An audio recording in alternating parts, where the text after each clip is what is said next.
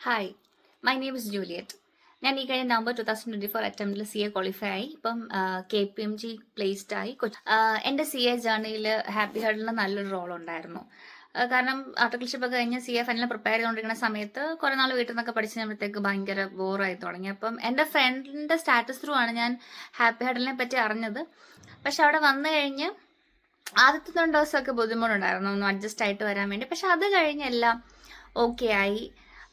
എന്നെ ഹാപ്പി ഹഡിലിൽ കൂടുതൽ അട്രാക്ട് ചെയ്ത ഒരു കാര്യം ഫ്ലെക്സിബിലിറ്റി ആണ്. നമ്മുടെ പ്രയോറിറ്റിക്ക് അനുസരിച്ചാണ് ഷെഡ്യൂളൊക്കെ പ്രിപ്പയർ ചെയ്ത് തരുന്നത്. അല്ലാതെ അവരുടെ ടൈം ടേബിളോ കാര്യങ്ങളോ ഒന്നും നമ്മുടെ മേളിൽ ഇമ്പോസ് ചെയ്യാറില്ല.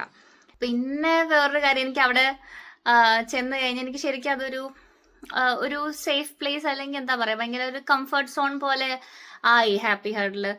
നമുക്കൊട്ടും മടുപ്പ് തോന്നത്തില്ലായിരുന്നു അവിടെ നിന്ന് പഠിക്കാനൊക്കെ. കാരണം കൂട്ടുകാരായി. പിന്നെ അവിടെ ഡൈനിങ് ഏരിയയിൽ ചെറിയൊരു ടേബിളൊക്കെ സെറ്റ് ഞങ്ങൾ ടേബിൾ ടെന്നീസ് ഒക്കെ കളിക്കുമായിരുന്നു.